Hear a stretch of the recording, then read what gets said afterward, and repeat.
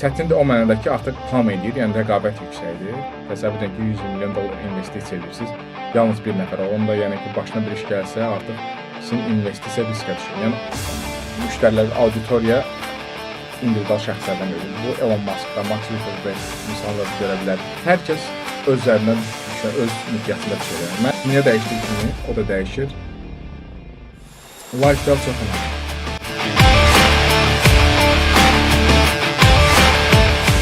Salam Şəhriyar, xoş gəlmisən həm Azərbaycana, həm bizim podkastda.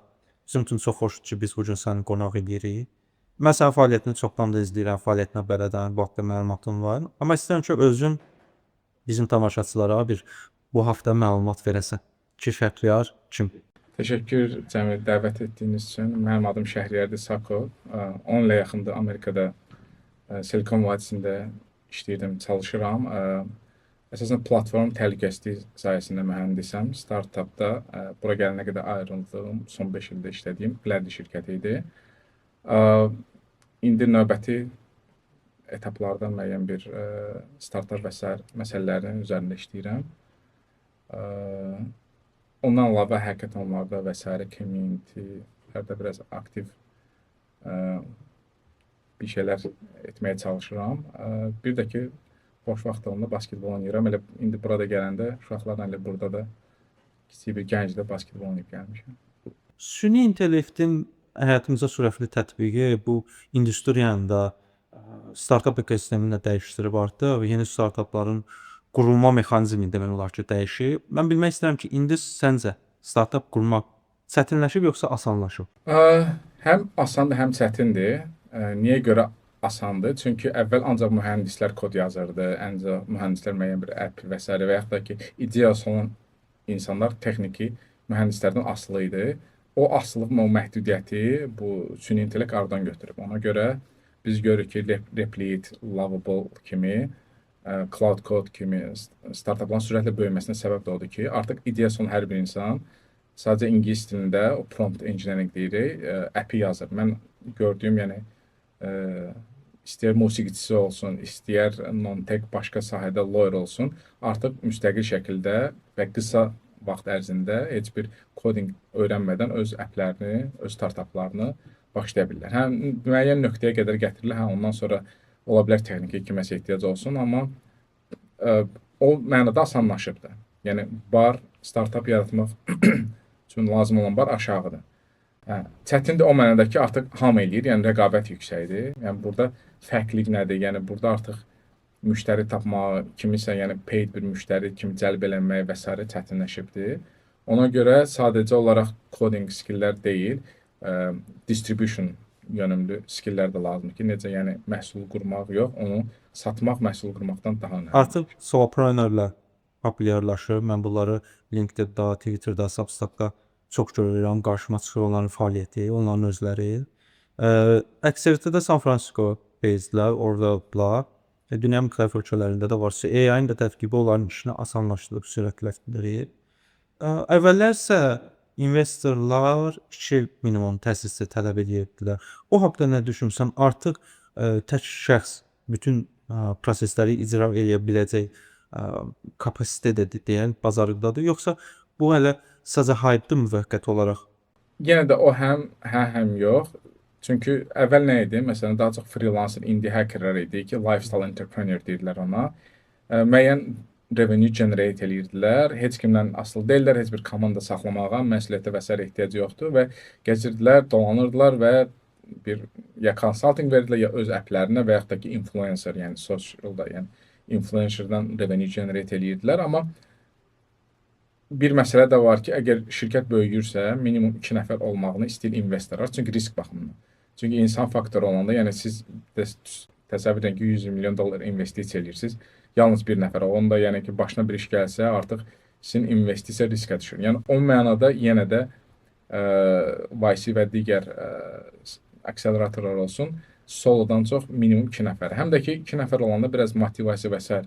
də rahat olur, cover eləmək bir-birini ən azından. Amma əvvəlki kimi o 2 nəfərdən birinin texniki olmağına ehtiyac yoxdur. Yəni. Sən indi San Franciscodan gəlmisən, texnologiyanın, innovasiyanın mərkəzi oradır.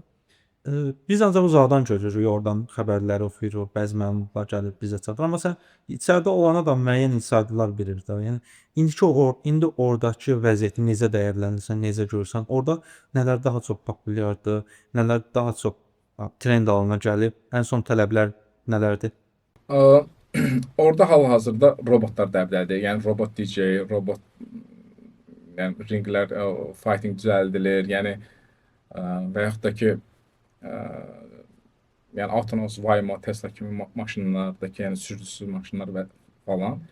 Və digər sahə var ki, hansı ki robotdur. İkinci bir sahədə longevity ilə bağlıdır. Yəni uzun ömürlüyü ilə bağlı medical sayəsində, yəni drug discovery və s. yəni investisiya maraqlıdır.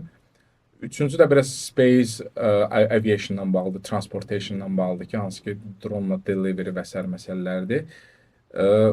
Vibe coding ilə bağlı da var, yəni ki, amma görsən ki, Lovable, Replit və s. var. Artıq böyük kursor, yəni ki, kifayət qədər revenue eləyiblər.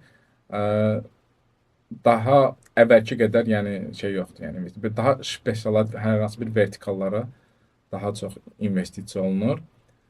O baxımdan deyərdim ki, çox long term düşünmək də olmur. Yəni 3 ay, 6 ay qabaq deyək məsəl üçün, əgər OpenAI clouddan daha məsəl üçün güclüysə model və s. AI süni intellekt baxımından, amma indi görsən ki, Anthropic'in Cloud Code məsələn daha məsəl üçün çox istifadə olunur. Bir növ ona görə insanlar deyərdim ki, daha çox robotik və s. yəni model daha çox commodity'dir. Yəni süni intellektdən, yəni breakthrough'lar, yəni artıq AI labların əlində cəmləşib. Daha çox investisiyalar niş marketlərə. O deepfake-lər artıq populyarlaşır, onlar daha çox investisiya alırlar.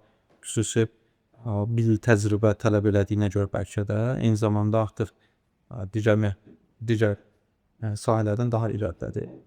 Bəs Azərbaycanın potensialı necədir bu yerdə? Yəni biz hansı yolu izləməliyik indi? Biz necə fürsətlərdən istifadə edə bilərik? Açıq danışaq. Açıq danışırıqsa, yəni ikinci coffee meet elədik. Yəni coffee meet formatıdır ki, 15 nəfər insan gəlir. Yəni mən orada hər hansı bir X topikindən danışmıram. Hər kəs sualı varsa verir, yoxsa sadəcə dinləməyə gəlir. Əslində o sual orada da verilmişdi ki, okean tərəfindən necə görünür? Yəni mən bir cavabım odur ki, yəni mən bəzən elə gəlir ki, yatırıq. Yəni amma burada deməzdim də, yəni oradakı təəssüf ki, azmanlara da aiddir ki, bir növ indi AI vaxtıdır, indi evdə oturmaq vaxtı dedi, indi yəni gedib maksimum bir şeylər eləməyə, ən azından çalışmaq vaxtıdır. Yəni gördüyüm infrastruktur var. Yəni coffee shoplar, nə bilim belə podkast studiyalar, nə bilim idman belə deyirsən, gəncdə məsələn basketbol və s. Yəni infrastruktur kifayət qədər yerindədir. Yəni startup eləmək üçün və s. Yəni hətta deyərdim ki, olduğundan gözlədiyimdən daha yuxarıdır. Bir növ tənbəllik mi deyim, bir növ inisiativ göstərən insanlarımız mı biraz çox olsa yaxşı olar və yaxud da ki, inanmırıq potensialı. Nəsə bir hardasa boşluq var, onun amma tam bilmirəm. O ailədənmi gəlir, yəni məktəbdənmi gəlir bir. Yəni DNT-imizdə nəsə. hə? DNT-imizdə. Hə də gözləyirik ki, kimsə gəlib bizə nəsə eləyəcək və yaxud da ki, yəni bizə heç kimdə hamı da səhv görür özümüzdən başqa. Bir növ məncə maturity-dir. Bəlkə də o zamanla düzələcək məsələsində. Yəni indi gördüyüm coffee shoplar görürsən ki, bir nəfər bəlkə də açır yaxşı bir şey. Ondan sonra digər insanlar kopyalayıb ondan daha yaxşı eləməyə çalışır. Çünki indi startup deyəndə bəlkə də çoxlarının ağlına gəlir ki, uğurlu olan startuplar xaricdə yaşayıb startup eləyən azmanlar daha uğurlu olur. Bəlkə bir dənə burada exit eləmiş daha uğurlu məsəl üçün ki, hansı ki inanıram da ki, var da olacaq. Yəni olsa bəlkə onda mass adoption olar. Elələri var, amma insanlar düşünürlər ki, Bakıda oturub başqa yerdə işləmək çox çətindir. Yəni remote nəyisə qurmaq, icra eləmək, idarə eləmək çətindir.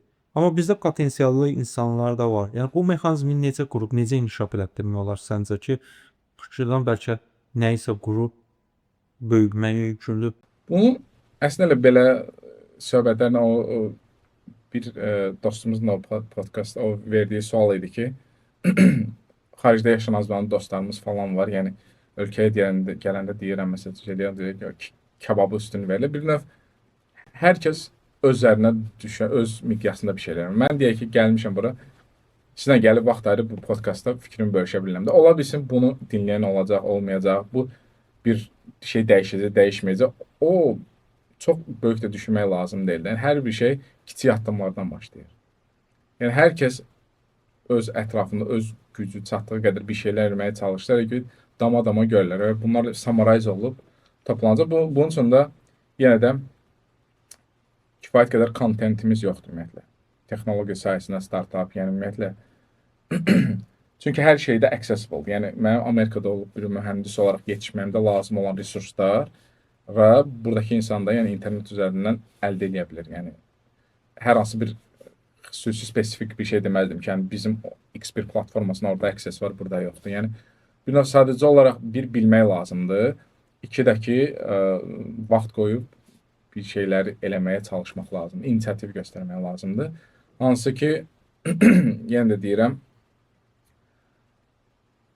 giving məsələsidir, yəni vermək məsələsi. Yəni verimli olmaq, resourceful olmaq. Yəni hər bir insan verə biləcəyi bir şey var. Ətrafa baxıb sadəcə olaraq onu başa düşməli, mən nə verə bilərəm bu cəmiyyətə, ətrafındakı insanlara. İkinci bir məsələ də, yəqin siz özünüz də məsəl üçün nəsə bir həkimə gedəndə, nə bilim, hər hansı bir evə ustamı çağırın, çalışır ən yaxşısını çağırmaq. Ona görə nə edəcəksə, yəni basketbol oynayacaqsa onun ən yaxşısı olmalısınız. Nə bilim, podkast eləyəcəksə onun ən yaxşısı olmalı çalışmaq. Yəni o top nədirsə, həvəs var, onda ən yuxarı olmağa çalışmaq lazımdır ki, məncə o şəklində, yəni startapdan da danışa bilərik və s. yəni olmaz. Məncə Azərbaycanda problemlərdən biri də fake founderlardır. Mən bu haqda bir məqalədə də yazmışdım. Ancaq ki, baxırıq ki, insanlar hardasa gedir mükafat alır, hardasa müsahibələr verir və s. nələrsə danışırlar startaplar haqqında. Baxanda mı startaplar yox, ya landing page startap deyil, ya hər hansısa bir gələcək proqnozu deyib anonsunu verirlər, amma heç bir qurum ya startaplar. Belə adamlar çoxdur, əvvəla çox edirlər. Bir səhnə var, o səhnəyə çıxmırlar. Ciddi adamlar çıxmalıdır. Çıxmırlar, o səhnə boş qaldığına görə digər iş görməyən adamlar çıxırlar. Biz də qazda söz açıq onları uzaq tutmağa çalışırıq. Bunu necə tənzimləmək olar? Ona görə ki, bu adamlar başqalarının nümunə olurlar. Yəni, hamı elə bilir ki, startap qurmaq, təsisçi olmaq belədir də. Yəni, nəsə qurursan kənarda, gəlirsən müsahibə verirsən, mükafat alırsan və s. Bunu necə tənzimləyək? Yəni, bizim bu ciddi problemimizdir. Mən sənə tamamilə razıyam. Bir növ mənə də bəzən, mən düzdür burada yaşamır, mən onu yanıla da bilərəm, amma bəzən elə gəlir ki, iş tapa bilməyən insanlar, tələbələr hackathona getməlidir, onlar startup eləyir, çünki full time iş tapa bilmir. Yəni bir növ bu anlayış var, amma əslində sadə bir misal çəkim sizə. Siz əgər 2000 manatlıq işdə işləyirsiniz, birinci hədəf startup eləyəndə 10 milyonluq startup eləmək olmamalıdır. Mən necə o 2000 manatı qazana bilərəm? Startup eləyir, növbəti 3 ay 6 ay ərzində. Vaxtı da timebox eləmək. O 2000 manatı qazanmaq üçünsə startapda siz hədəf qoymalısınız ki, mən X bir müştəriyə 20 manatlıq dəyər qazandırım. Ki onu və heç kimi də sizə yox deməyəcək ki, desəz ki, sizin mənim məhsulum 20 manat qazandıracaq, amma oradan 2000 manat mənə verməlisiniz. Yəni bir növ bu trust chain yaratmaq lazımdır. Ki, bəli, ondan sonra balışın altında olan pullar və s. də startaplara axınacaq və ondan sonra böyük. Amma böyük düşünməyə qoymaq qırağı lazımdır. Bir də full time işdə işləyəndə, çünki hər bir insanda xərcləri var.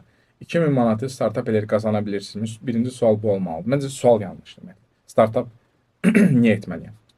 Ondan sonra 2000 manatı siz 4000 manat eləmək, bəlkə də sizə 3 ay 6 ay vaxt lazımdır startupda, maksimum. Amma onu full time işləyəndə onu eləmək illər lazımdır. Yəni heç kim, və bəlkə də az bir misallar var ki, full time-da double maaşı 3 ay 6 ay ərzində qaldıra bilər də. Ona görə bu prizmadan yanaşmaq lazımdır ki, siz əgər startup eləsiniz, bəli riskləri falan var, amma ki siz onu həyat səviyyəsi olaraq full time işindən daha yuxarı olacaq. Çünki mən normalda, mən özümlə dostluq, yəni startup founderına daha çox dostluq eləmək istəyirsən. Çünki ən azından biləm ki, bu 2 il ərzində bu startup ya either they will make it or they will die. Yəni və amma bilirəm ki, bir mühəndis X şirkətində işləyən mühəndis 2 il sonra da yəni maksimum seniordursa staff engineer olacaq. Yəni gross rate-nə baxanda, potentiala baxanda startup founder olmaq daha yəni ki uğurlu.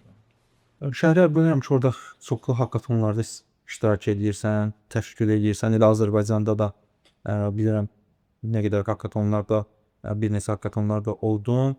Birbaşa da çox ekosistem nümayəndəsinə, community nümayəndəsinə dəstək olursan. Oradakı hackathonlarda buradakıların fərqi necədir? Bizim potensialımızı necə qiymətləndirirsən? Biz necə inkişaf edirik, nəyi düzəltməliyik?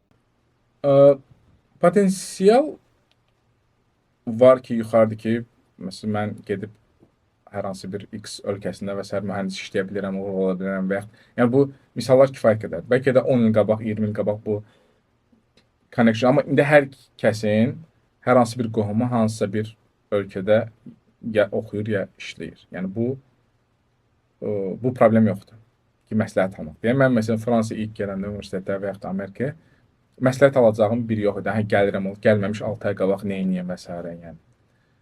O baxımdan potensial olaraq yerindədir. Amma ki bir növ bazar balaca ola bilər. Yəni müştərilər xaricdən tapmaq lazımdır. Məsələn bu challenge ola bilər ki, deyə Amerika məhsul satmaq istəyirsiniz və s. Burada deyərdim ki, daha çox həmin o bazarlarda işləyən bir insanlardan əlaqə keçib o şəklində məsəl üçün o bazara məhsul çıxarırsınızsa, özünüz orada deyilsinizsə, orada olan biri ilə müəyyən bir partnership qurub o üzərindən çıxmaq və eyni zamanda da ki, kifayət qədər communitylər var da, yəni ümumiyyətlə Google Developer Groups var, Figma var və s. Yəni ən azından onun ən bəzi kursor məsəl üçün SNCF deyə onların nə qədər o communitylərin representationu burada olsa, o bir növ o communitylərə də access olacaq. Yəni artıq o üzərindən müəyyən bir resurslara access eləmək olar. Çünki deyək ki, indi ola bilər, maraqsız ola bilər, oradakı startupları gətirib burada məsəl üçün ofis açmaq və s. Amma ən azından community ambassadorship-ini gətirib, ondan sonra burada inkişaf etdikcə müəyyən bir next step-lərdən danışmaq olar ki, hackathon olsun və s. Çünki hackathona sponsor lazımdır. Yəni yerli şirkətlər nə qədər maraqlıdır, onu figurat eləmək lazımdır. Maraqlı deyilsə, niyə maraqlı deyil? Maraqlı etmək üçün nə etmək lazımdır ki, o şirkətləri daha uğurlu eləyəcəksə, onlar təbii ki, hackathona sponsorluq eləyəcək. Yoxdursa da xaricdə olan şirkətlərin və s. o communityləri necə involve eləyib ki, onlar da müəyyən bir resurs və s. ayırsınlar, göndərsinlər. Bəs Amerikada hackathon culture mədəniyyəti necədir? Əvvəlki podkastlarımızdan birində Talib Kərimli deyirdi ki, bəs orada hiring yeridir əslində, hiringində istifadə olunur. Gəlirlər, baxırlar ki, iştirakçılar, uşaqlar nələr görüblər, nələr edirlər və necə edirlər. Azərbaycanla yəni başqa cür təbii ki, oranlar, amma oradakı bu mədəniyyət necədir? Ümumiyyətlə proses orada bazar böyükdür. Yəni bir var volunteer based insanlar community run edirlər. Məsələn, AJ House, Hacker House-da xüsusən də Covid-dən sonra bu mass scale aldı. Niyə görə? Covid vaxtı insanlar work from home culture-na üz tutdu və hiss elədilər ki, motivation düşkünlüyü var, nəsə çatmır və s. Amma əvvəlki kimi boring style-da, yəni ofisə qayıdıb 9-6 işləmək istəmirlər. Ona görə dedilər ki, okay, həftə sonları gəlin məsəl üçün X bir yerində görüşək və yaxud da bir house rent eləyək, orada gedək, müəyyən bir ideyalar var, hər kəsin ideyası var ki, bu texnologiya və s. bağlı bir gün bir şeylər eləməyə çalışaq. Yəni, bu bir növ volunteer based başladı, Hacker House-lar formalaşdı. O, illər keçdi, o Hacker House-lar döndü oldu venture capitalist. Dedik, okey də bizim hackathondan artıq müəyyən bir insanlar gəlir, startup qurur, ondan sonra onu bir növ ideyanı startup şəklində run edirlər hackathon sonrası.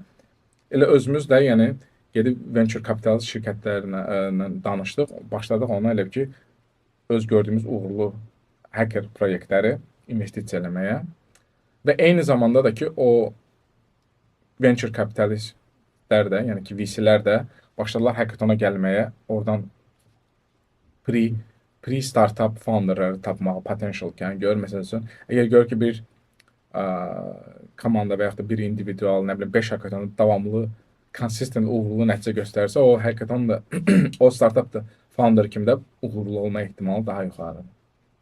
Pitch deckdənsə mən startup hackathonda davamlı uğur qazanan bir insana invest edirəm. Yəni bir növ ondan sonra şirkətlər sən deyən kimi gəldilər, hackathona sponsorluq eləyim, həm məhsulu promotion eləsinlər, həm məhsul test eləsinlər, həm hiring eləsinlər. Yəni bir növ indi artıq developer relation positionları var startuplarda, yəni texniki şirkətlərdə. Hə, onlar artıq community-nə işləmir. Çünki əvvəl ola bilsin ki, mühəndislərlə işləyirdilər, amma indi artıq bayaq da qeyd elədiyimiz kimi qeyri-mühəndislər də hackathona gəlir, qeyri-mühəndislər də yəni sizin platformanı istifadə edir.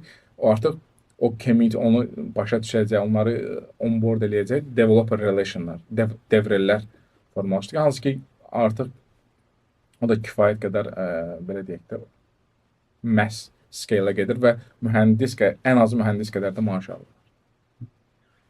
Daha çox praktik istiqamət populyardır deyə bilərik. Yəni volunteer based communitylər qalır.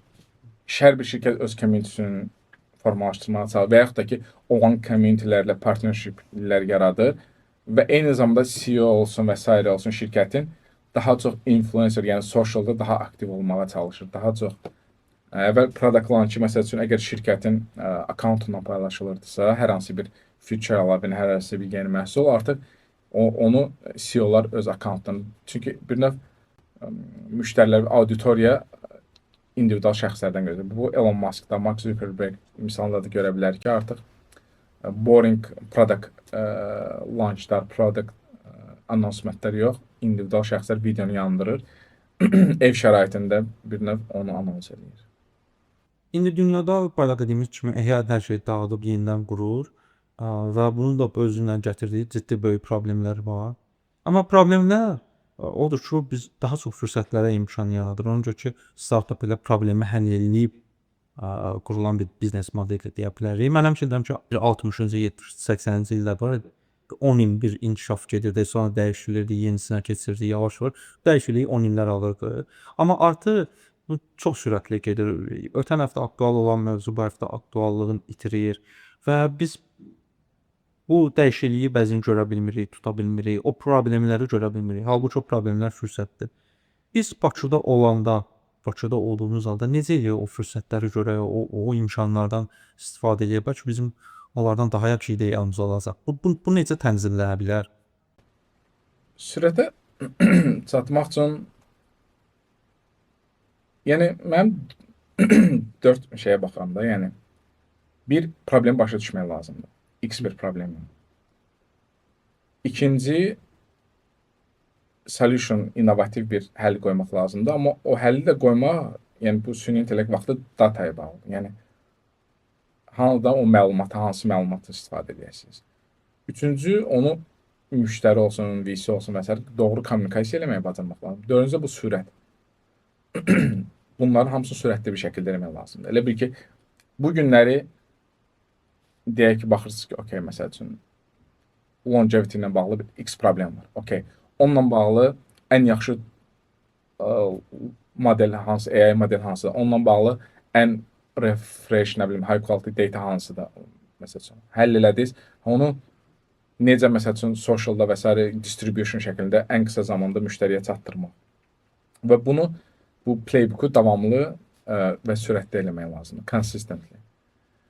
Bir növ siz məsələn oturub desəz ki, X probleminə növbəti 6 ay ərzində şey eləyəcəm. Ola bilər ki, 6 aydan sonra yeni bir model çıxdı və yaxud da data köhnəldi və yaxud da nə bilim artıq o problemi kimsə daha artıq həll elədi və sizdən qabaqda olur. Yəni bir növ indi özünüz də görürsünüz ki, bu AI lablar bir-biri ilə yarışırlar. Biri bir model çıxardan kimi 3 ay sonra və yaxud 2 ay sonra digəri o benchmarkda və s. bit eləməyə çalışır. Bir növ ona görə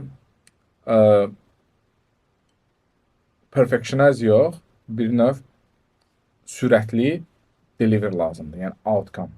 Ona görə mən deyərdim ki, proses, performans və outcome, yəni bu üçü də önəmlidir. Yəni siz bugün əvəz eləyəcək insanları heç nə eləməyim. O da doğru strategiya deyil. Amma mən bu gün bildiyim ən maksimum, ən yaxşısını nə edə bilərəm versus 3 illik plan eləyim, onu execute eləyim, dəyişməyim o plan üzrə. O da məsələn failure'dır. Ona görə yəni bu günə olan ən yaxşı, ən doğru bildiyiniz o kiçik qərarları verin. Sabah da ona uyğun. Yəni bir növ Hərəkət eləmək lazımdır, vəziyyətə də uyğunlaşmaq lazımdır, qəbul eləmək lazımdır ki, sürətlə dəyişir, o sürətdə də müəyyən manevrlər eləmək lazımdır. yəni kiçik daha çox addımlara baxır da. Məsələn, mən bu gün nə edə bilərəm? Mən bu gün gəlib burada podkast çəkirəm. Mən gedib bu gün kitab oxuya bilərəm. Mən bu gün nə bilim gedib hər hansı bir X tool yaza bilərəm və yaxud da yəni onlara fokuslanmaq. Yəni long term mən növbəti 3 il, 5 il ərzində nə olacam yox. Mən növbəti 3 ay ərzində nə edə bilərəm məsələn. Növbəti 1 ay, növbəti həftədə, yəni planningi biraz daha qısaltmaq lazımdır. Hədəflər daha əlçatan olmalıdır, daha qısa zamanda eləmək ki, yəni motivasiya və s.də yəni. Bayaq dediyin kimi bizdə fokus problemdir.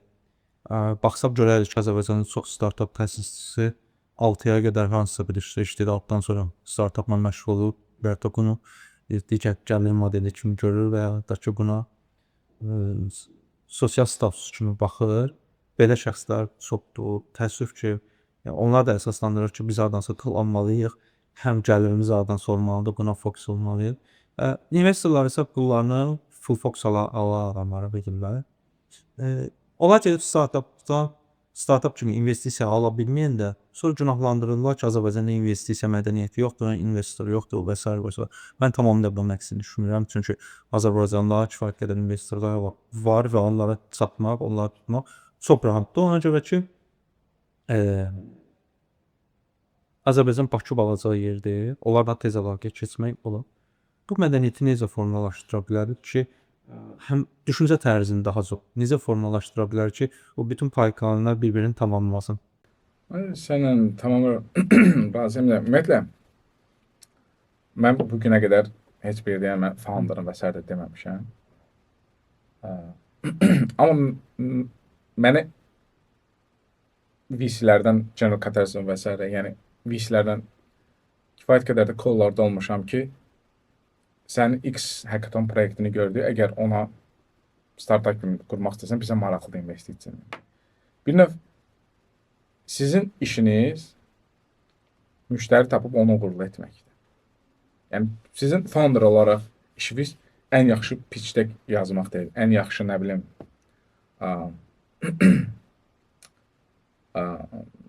event host eləmək deyil, nə bilim nə eləmək deyil. Sizin you have one job da, yəni sizin bir işiniz var ki, müştəri birinci bilməlisiniz ki, müştəriniz kimdir?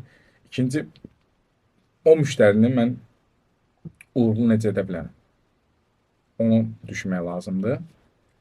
O venture kapitalist kimi, yəni bəzən o insanlar deyir ki, məsələn VC-lər investor, bəli, normaldır. Yəni siz özünüzə investisiya eləyərdinizmi? Yəni öz şəxsi pulunuzu birinci investor görmək istəyir ki, Amerikada da sən öz are you putting skin in the game? Yəni sən özün ortaya nə qoyursan?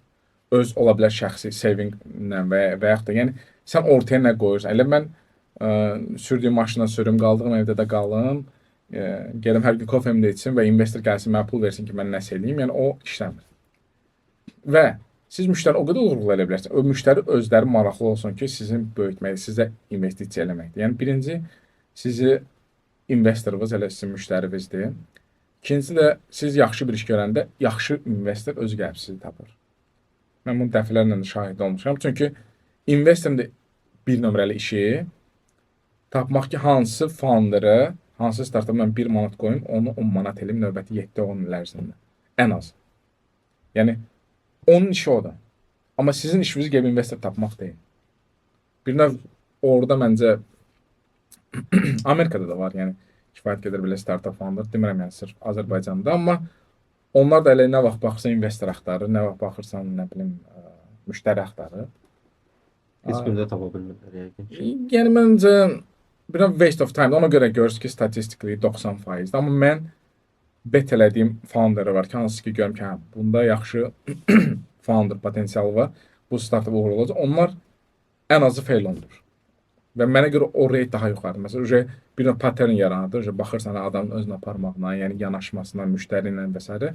Və ilk gündən nə qədər tez revenue çıxardırsa, bir o qədər o indikatordur ki, potensial olaraq they are into something, yəni məhsulları və s.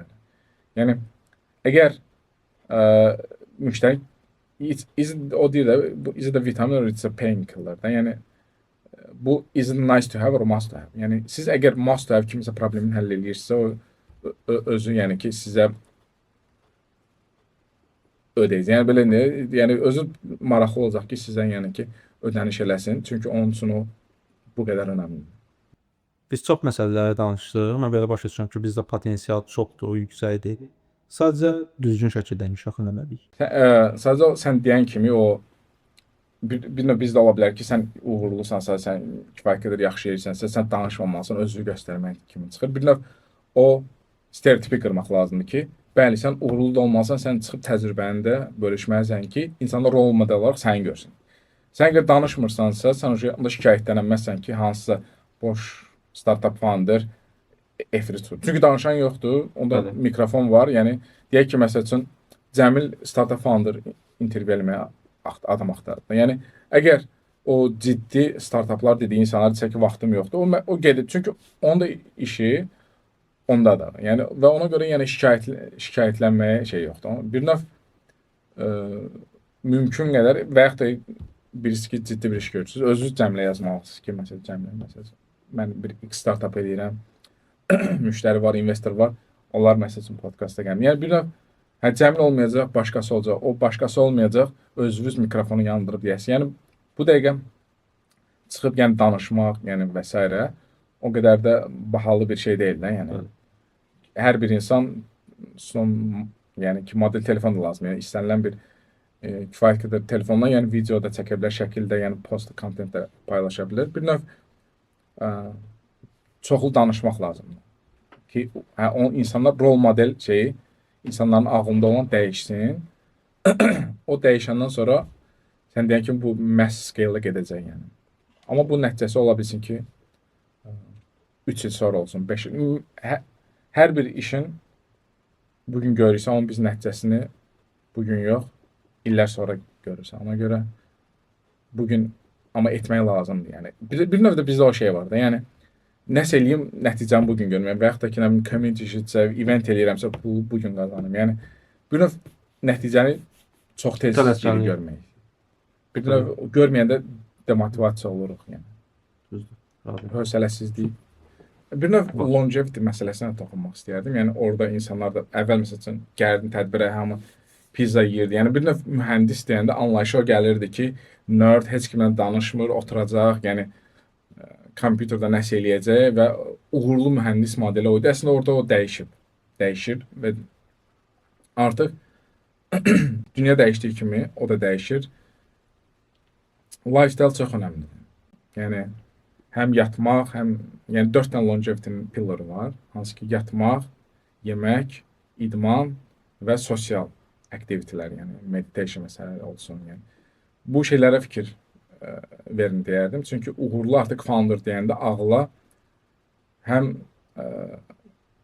bol enerjili, həm gümrah, həm təmiz geyinən, həm yaxşı geyinən. Yəni insanlar artıq sizin dediyiniz sözə, yediyiniz yeməyə, nə bilim, geyindiyiniz və onlara belə, yəni lifestyle-a fikir verirlər. Yəni investor belə sizlə görüşəndə, yəni o faktorlara fikir verin. Yəni bir növ yəni sosialda məsəl üçün influencer, siz influencer deyilsiniz, yəni məsələn influencer ona görə bir növ aktiv şəkildə communitylərdə iştirak edib, aktiv şəkildə talklarda speaker olmaq və s. Yəni kitab mı yazmaq, fərqi yoxdur, yəni blog yazmaq, nə etmək. Özünüz görürsünüz ki, Sam Altmandan tutmuş, yəni bir çox uğurlu insanlar eyni vaxtda blog şəklində davamlı yazırlar.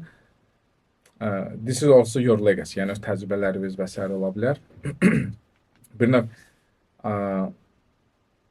sizin produkt var və özünüz də produkt kimi onu da bir nəzərdən keçirdin. Çünki investisiya eləyəndə investisiya produktdan öncə, xüsusən early stage-də sizədir. siz də o elə bir ki, live-da o məsəl üçün şeyi göstərəndən sonra artıq sizə daha çox opportunity-lər, daha çox qapılar açılacaq. Dediklərimin belə çıxır ki, həm aktiv yaşamalısan, həm də aktiv şəkildə işləməlisən. Aktiv yaşamalısan ki, o aktivliyin hər yerdə öz təsirini göstərsin və inkişaf eləsin, inkişaf elətdirsin. Və bunlar tamamilə düzgün şəkildə icra olunsun, tətbiq olunsun, irəliləsin. Ki sadə bir şeydir. Yəni bir dostumuzla bir partnership görüşə getmişdim ofislərinə. Çıxanda məsəl üçün stəkanı da özümlə götürdüm. Dedi ki, bəs bizdə bu əslində hiring kriteriyadır da, yəni işə götürəndə. Ki bir insan arxası sizə yığışdırmırsa, onu məsələn işə götürmürük. Fərq yoxdur nə qədər öz sayəsində uğurludur. Yəni bir dediyiniz söz, bir dediyiniz cümlədə olar, kommunikasiyada, yəni artıq bunlar detallara getdikcə insanlar artıq belə şeylərə çox fikir verirlər. Yəni ki, bir insan istər game olsun, istər yəni Soft skill'lər də deyə bilərik. healthy 20 və yaxud da nə sugar, şəkər 20-20. Bir növ müəyyən bir social kredit var sizin. O hər atdığınız doğru addım sizi daha uğurlu göstərir, yəni sosialda. Ümumiləşdirsək əgər Azərbaycanda yaşayan bir mühəndis, mən deyərəm ki, birinci növbədə mentor tapın. Yəni sadəcə öz başınıza qərar vermək. Yəni çünki çoxdur da informasiya ətrafda, yəni. Və mentor tapmaq o demək deyil ki, yəni bir insan, yəni bir neçə insanla, yəni mütəmadi əlaqədə olan məsləhət, yəni əgər almaq mənasında məsələn, yəni mentorunuz olsun. Həyat staylınıza baxın, yəni bayaq qeyd etdiyimiz kimi yatmaq, yemək, idman, sosial aktivitelər. Üçüncü, sosial X1 şəbəkəsində aktiv olun, yəni bir legacy-dir də, yəni content, yəni davamlı olaraq. Çünki siz startup deyirsiniz, siz full-time işçi də olsa bunlar önəmlidir. Dördüncü də ki, bir növ doğru ətrafınızdakı insanları seçməyi bacarın. Çünki ətrafınızda olan nə qədər insanlar uğurlu olsa, nə qədər sürətlə böyüsə, siz də o qədər sürətlə böyüyəcəksiniz. Ola bilər bu universitetdə yoxdur, başqa məsəl üçün ətrafda communitylərdə tapa bilərsiniz bu ətraf və s. Amma özünüz formalaşdırırsınız. Yəni heç kim sizin yerinizə gəlib o insanları sizin belə deyək də ətrafınızda cəmləməyəcək. Sonuncu da yəni çox sadə düşünüb doğru sual verməyi öyrənin. Yəni ki, məncə çox vaxt gördüyüm insanların problemi doğru sual verə bilmir. Yəni istər startup founder olsun və s. Yəni misal üçün mən startup eləyirəmsə, mənim müştərim kimdir? Və yaxud elə Vurğun müəllimin həmişə dediyi bir şey, mən kiməm? Yəni birinci o sadə sualları, first principle foundation sualları verəndə, çünki cavab verəcək kifayət qədər resurs var, istər süni intellekt, istər ətrafınızda olan insanlar. Yəni cavab vermək problemi yoxdur, yəni limiti yoxdur. Əvvəl ki, mənim məsələn kitab var və s. Yəni məncə bu qədər.